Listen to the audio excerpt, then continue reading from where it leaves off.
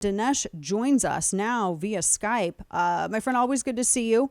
And congrats on the book, 2000 Mules, which was released last week. I've got to first and foremost ask you, what was your reaction to this story about Catherine and Greg taken into custody because over this informant? They refused to out this individual's identity.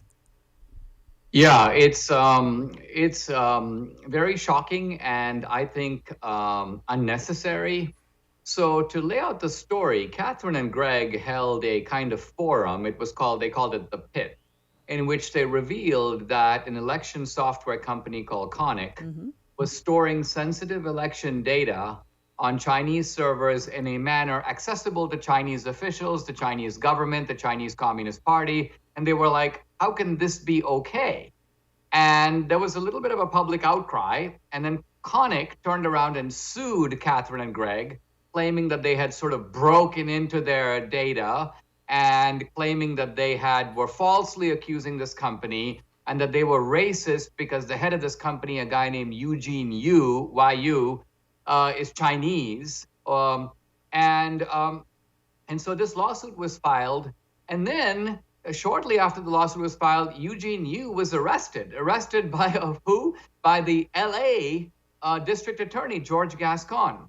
And he was charged with election crimes. He was charged also with embezzlement, taking city money for these contracts and purloining it for himself. And so you would think that the judge in Texas would go, listen, why don't we let this criminal case play out? Let's find out if these allegations have merit. Obviously, the DA's office, a very progressive district attorney, thinks that they do.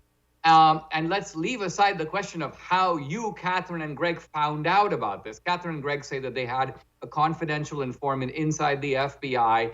But this judge is like, I want to know the name of the informant, and we won't worry about his security, and we won't worry about whether he gets doxxed or not. And if you don't give me the name, I'm going to lock you up to teach you a lesson. So that's what's going on. They're being locked up to, quote, teach them a lesson for at least a day. As far as I know, they're still incarcerated. And I find this outrageous. I mean, if this had been a New York Times reporter or a Washington Post reporter protecting a confidential source, I don't see the same outcome. Now that brings me to my point.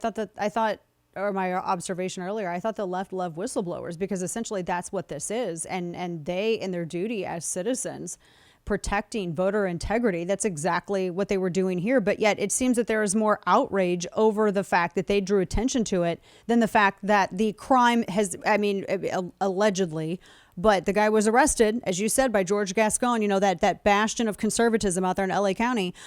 He was arrested for this. So it doesn't look like it was a false accusation, but people are more outraged by the fact that Catherine and Greg drew attention to it and won't out that informant. I mean, what is the accusation that they committed some sort of criminal activity as a way to get this information? It doesn't seem that way. No, and there's been some very good reporting now that's come out on Conic and on Eugene Yu. This is a guy, by the way, who was born in China, educated in China, created this software company, and was peddling it to the Chinese government. He was actually saying, I've got the best software company to run Chinese elections that are organized by the Communist Party, obviously featuring one Communist Party candidate against another. So these are basically controlled elections of a kind we're now familiar with in places like Cuba or Iran. They're not real elections, but nevertheless, this guy was good with it and willing to put his services. So he's clearly got deep connections in China. But the base of his company is in Michigan. He apparently signed contracts in which he agreed that he would not take this data abroad. And moreover, the only people who were exposed to it would be people who had some clearance and who were U.S. citizens. So this is the basis of what the criminal complaint is from Los Angeles, which I've read.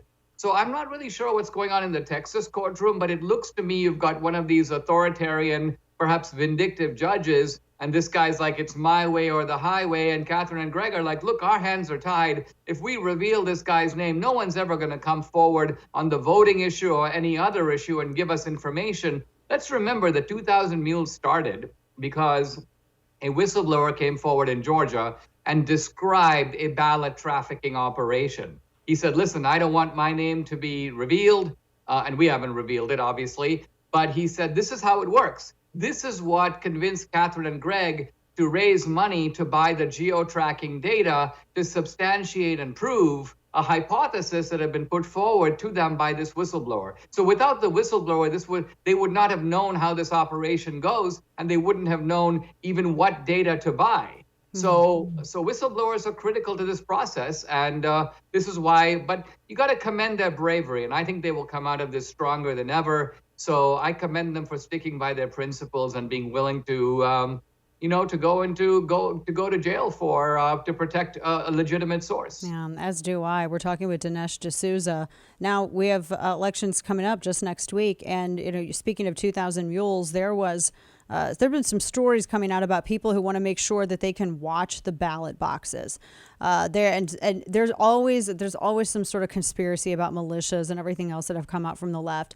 But it's interesting how much attention that's getting from the media, particularly when they didn't seem very interested, as you would remember, Dinesh, back during I think it was maybe the 2008 election, when it didn't seem that media was very concerned about. You had very leftist militant groups that were outside of polling places on video, intimidating people as they were going in to vote, particularly the new Black Panther Party. I wanted to get your thoughts on all of that. Well, first of all, it's in the election rules that every drop box should have surveillance, and it is outrageous that they don't. It's outrageous that many drop boxes to this day. In 2020, the excuse was COVID. We didn't get around to it. But there's no excuse for not doing that now in an era where every parking lot, every mall has surveillance. Nobody can reasonably say that having surveillance is a form of voter intimidation. Right. And if you had surveillance, you wouldn't need patriots camping out at the drop boxes.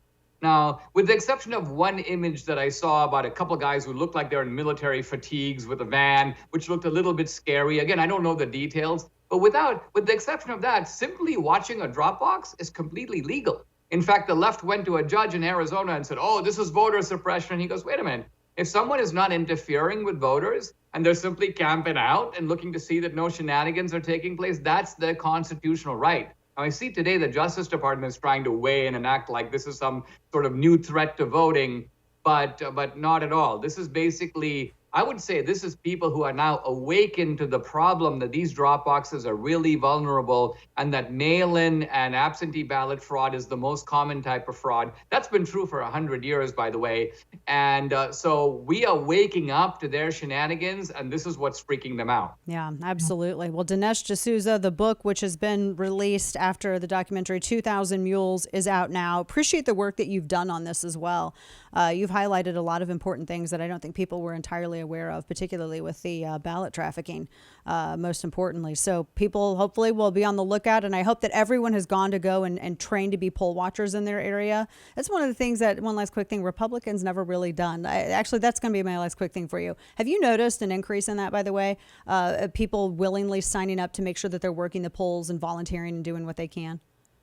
For sure. I mean, one of the lines in the movie is that Republicans tend to focus on the campaign and Democrats on the election. Democrats want to know where the drop box is going to be, who's going to open the ballots, and if there's a smudge over here and the vote is ambiguous, who decides if it's valid? What if the person forgets to put their address? Is that a valid vote? So Republicans now realize that, you know what, we got to have our eyes on that process. We need to be volunteers and poll watchers and poll judges and so on. And I've seen some increase in activity, which I think is all to the good. Oh, there you go. Dinesh D'Souza, 2,000 Mules is the book, and of course the documentary as well. Make sure you see it, and you have info in the lower third there. Dinesh, good to see you. Thank you so much. Appreciate it. Always a pleasure. Mm-hmm.